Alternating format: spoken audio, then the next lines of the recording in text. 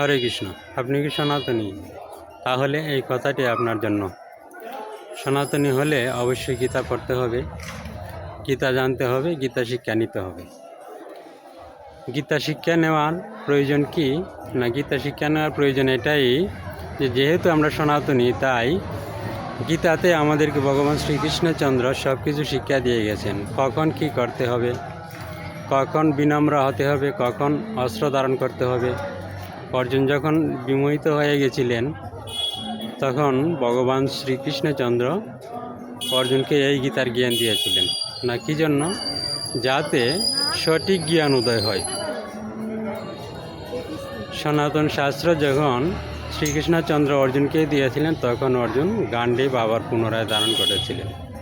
তাই আমাদেরকেও, যেহেতু আমরা সনাতনী, তাই আমাদেরকে অবশ্যই গীতার জ্ঞান লাভ করা একান্ত প্রয়োজন। গীতার জ্ঞান লাভ করলে আমাদের সময় উপযোগী, আমাদেরকে নীতি, জ্ঞান এবং সময় উপযোগী সিদ্ধান্ত আমরা অবশ্যই নিতে পারবো।